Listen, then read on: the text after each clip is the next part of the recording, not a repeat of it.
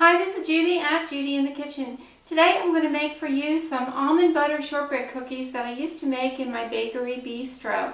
They were a favorite among my customers. The recipe is also in my cookbook that I wrote, Secrets of a Professional Baker. If you're interested in this cookbook, you can get it off of my website and the link is on the screen. But I will also have this recipe in full on my blog, judiclee.com, and also on my website as well so that you can print it out. As you can see, I'm going to use a stand mixer to mix this cookie dough. I'm going to get the smoothest dough possible by using a stand mixer. Also, I'm going to be cutting the recipe in half. This recipe is really easy to work with if you want to increase it or cut it in half, which is what I'm doing.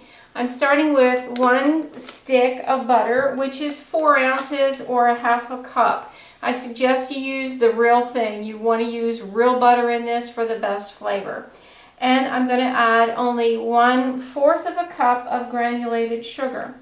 And now I'm going to use this paddle, and the reason I like this paddle is because it's going to scrape against the side of the inside of the bowl and really mix this well. I'm going to go to the stand mixer and cream these two together. That didn't take long at all, and you can see it's blended really well.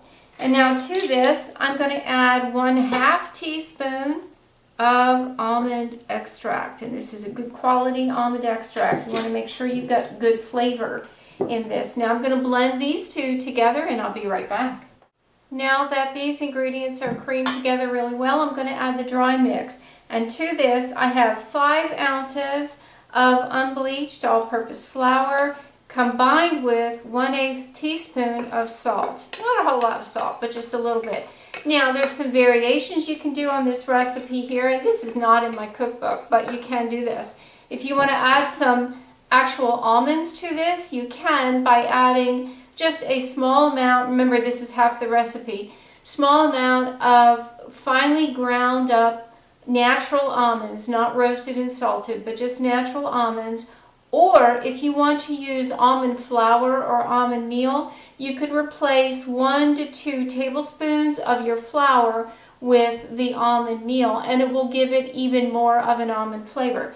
Now I'm going to go back to the mixer and mix this gently until it's just combined. We don't want to overbeat it because then you're going to make the cookies tough if you do that.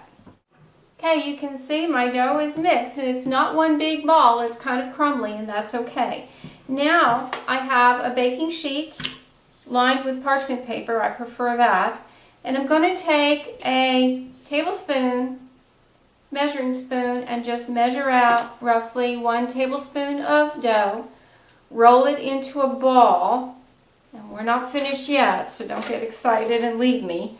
We're going to roll it into a ball and spread them apart on this baking sheet, and then we're going to do something else with them. In the meantime, my oven is preheating to 350, and I'll be right back with you as soon as I have all these cookies formed.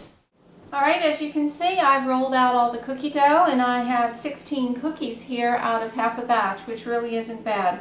I have some extra granulated sugar and some extra all-purpose flour and a flat bottom baking cup that, or you could use a glass, something that's got a flat bottom on it, and I have lightly oiled it because what I'm going to do now is dip it in the flour, and I want some flour to stick to it, and I'm going to just press these cookies down to flatten them out just a little bit because we're not going to have these being balls of cookies. We want these to be flat.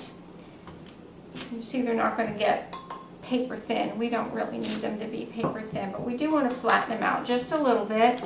And then after I'm finished with that, what we'll do is take pinches of this granulated sugar and just sprinkle it on top. You could use colored sugar as well. It makes it really pretty at Christmas time. And then after all of these are done, I'm going to put them in the oven. The oven is hot at 350, and they're going to bake for 12 to 15 minutes. We want them to be just starting to brown around the edges, but not a deep brown. And I'll show you what they look like when they're all baked. As you can see, my cookies are fully baked. They took right at 15 minutes to bake, and they're just barely lightly browned around the edges. These are perfect, and they're wonderful. They'll just melt in your mouth. I do hope you'll give these cookies a try. If you haven't made shortbread, you won't regret it if you give them a try. Let me know in the comments below what you think. This is Judy at Judy in the Kitchen. Have a great day.